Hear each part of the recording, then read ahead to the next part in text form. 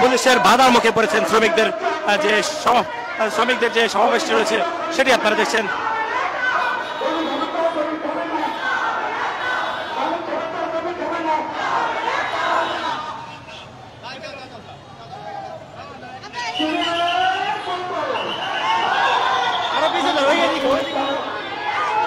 এই মুহূর্তে পুলিশের বাধার মুখে পড়েছেন শ্রমিকরা তারা যাচ্ছিলেন সচিবালয় অভিমুখে, তবে শ্রমিকদেরকে সরিয়ে দিচ্ছেন দায়িত্বরত যে পুলিশ সদস্য রয়েছেন তারা।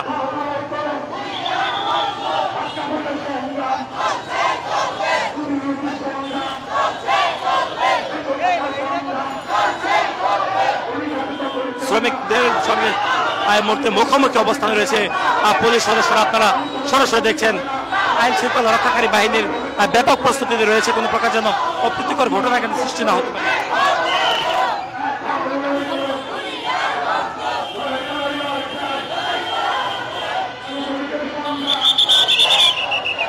বান্ডেল থাকলে প্রতি সেনমানিতে টাকা বাঁচবে। বিকাশ সেনমানি বান্ডেল কিনে জিতুন প্রতি লেনদেনে। 5টি প্রতিষ্ঠান, সাভারে 4টি, গাজীপুরে 1টি, 18 মার্চ যাবৎ বকেয়া বেতন ভাতার দাবিতে আন্দোলন সংগ্রাম করে আসছে। আমরা আশা করছিলাম অন্তর্বর্তীকালীন সরকার ক্ষমতায় আসার পর ডাক গ্রুপের সমস্যা সমাধান হবে। দুঃখের সাথে বলতে হয়, বর্তমান সরকার আসার পর সরকার 13 কোটি টাকা লোন দিয়েছিলেন। এই 13 কোটি টাকা লোন দেওয়ার পর মালিক পক্ষ তা সঞ্চাতুরি করে কিছু শ্রমিকদের দিয়েছে আর কিছু শ্রমিকদের দেয় নাই।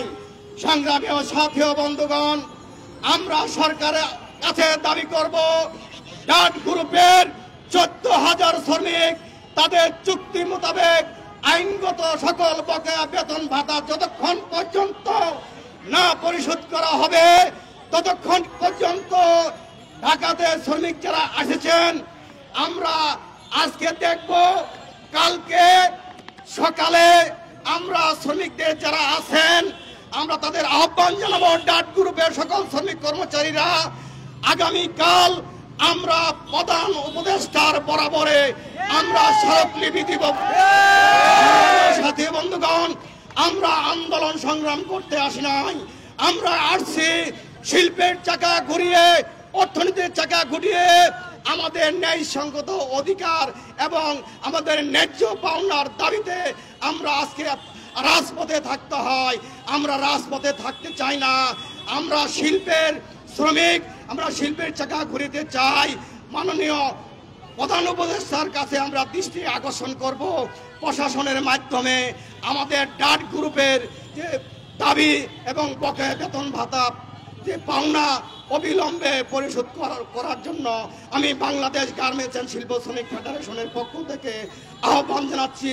এখন সভা পরিচালনা করবেন বাংলাদেশ গার্মেন্টস অ্যান্ড শিল্প শ্রমিক ফেডারেশনের গাজীপুর নেতৃত্ব দিচ্ছেন জনাব শফিউল আলম, সহ-সাধারণ সম্পাদক বাংলাদেশ গার্মেন্টস অ্যান্ড শিল্প শ্রমিক ফেডারেশন।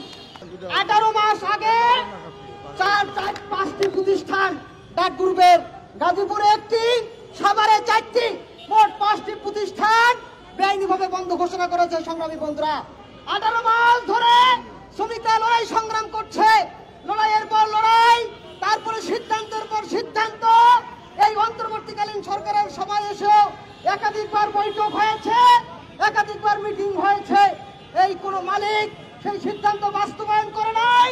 সরকার সিদ্ধান্ত বাস্তবায়নের লক্ষ্যে কোন ধরনের কার্যকর পদক্ষেপ গ্রহণ করে নাই। সংগ্রামী বন্ধুরা, সর্বশেষ আজকে আমরা জানতে পেরেছি অন্তর্বর্তীকালীন সরকারের মাননীয় 4 জন উপদেষ্টা তারা আজকে সচিবালয়ে মিটিং করছেন 5টি প্রতিষ্ঠানের শ্রম সন্তোষ নিরসনের লক্ষ্যে।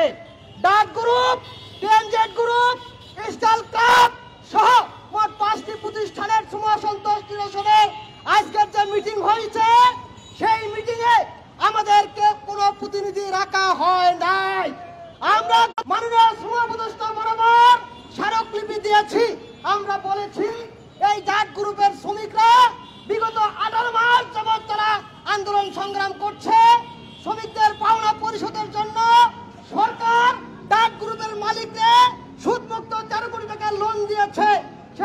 টাকাটাও এখন পর্যন্ত পরিশোধ করে নাই সংগ্রামী বন্ধুরা। তাই আমরা বলেছি আজকের যে মিটিং, সেই মিটিং এ কমপক্ষে ডাক গ্রুপের 4 থেকে 5 জন প্রতিনিধি সেই মিটিং এ রাখার জন্য। কিন্তু দুঃখজনক হলে সত্য, গতকাল থেকে শ্রমিকরা শ্রম ভবনে অবস্থান করছে। শ্রম ভবনের কোনো কর্মকর্তারা শ্রমিকদের সাথে কথা বলেনি। আজকে যে শ্রম ভবনের পক্ষ থেকে তারা মিটিং এ প্রতিনিধিত্ব করছে, সেই বিষয়টিও ডাক গ্রুপের শ্রমিকদেরকে অবগত করেনি সংগ্রামী বন্ধুরা। আমরা স্পষ্ট করে বলতে চাই, আজকের যে 4 জন শ্রম উপদেষ্টা ডাক গ্রুপ সহ 5টি ফ্যাক্টরির শ্রম অসন্তোষ নিরসনের মিটিং করতেছে, এই মিটিং এ যদি ডাক গ্রুপের শ্রমিকদের চূড়ান্ত সমাধান না মিলে, তাহলে আগামীকাল আমরা শ্রমিকদের একটা বৃহৎ জমায়েত করে প্রধান উপদেষ্টা বরাবর আমরা স্মারকলিপি প্রদান করবো সংগ্রামী বন্ধুরা। আজকে এই 4 জন উপদেষ্টা মিলে ডাক গ্রুপের একটি স্থায়ী সমাধান দেয়, তাহলে শ্রমিকরা সেই সিদ্ধান্ত মিলে ঘরে ফেরার সিদ্ধান্ত নিবে। আর যদি আজকে সিদ্ধান্ত না আসে, তাহলে ডাক গ্রুপের শ্রমিকরা বৃহত্তর জমায়েত করবে এবং প্রধান উপদেষ্টা বরাবর স্মারকলিপি প্রদান করবে সংগ্রামী বন্ধুরা। আমরা স্পষ্ট করে বলতে চাই, ডাক গ্রুপের যে চুক্তি হয়েছে 2023 সালের 22শে নভেম্বর, সেই চুক্তি বাস্তবায়ন করতে হবে। সেই চুক্তি মোতাবেক যেই পাওনা শ্রমিকরা পাবে, সেই পাওনার সম্পূর্ণ টাকা শ্রমিকদের পরিশোধ করতে হবে সংগ্রামী বন্ধুরা।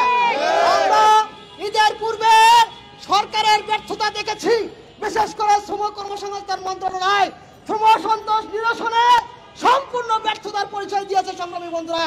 আজকে এই ডাক গ্রুপের শ্রমিকরা 18 মাস ধরে আন্দোলন করছে, তাদেরও সমস্যার সমাধান তারা দিচ্ছে না, তারা তারিখ দিচ্ছে। ঈদের আগে বলেছিলেন শ্রমিকদেরকে তাদের 2 কোটি 28 লক্ষ টাকা তারা যে শ্রমিক পায় নাই তাদের মাঝে আপাতত বন্টন করবে। কিন্তু দুঃখজনক হলেও সত্য, শ্রম উপদেষ্টাদের প্রতিশ্রুতি দিয়েছিলেন, সেই প্রতিশ্রুতি অনুযায়ী ডাক গ্রুপের শ্রমিকরা ঈদের আগে 1 পয়সাও পায় নাই।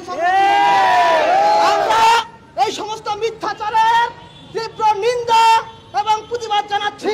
অবিলম্বে ডাক গ্রুপ সহ যে সমস্ত প্রতিষ্ঠানগুলোতে শ্রম অসন্তোষ চলমান রয়েছে, এই শ্রম অসন্তোষগুলোর স্থায়ী সমাধান করে শ্রমিকদের কর্মে ফেরার সুযোগ করে দিবেন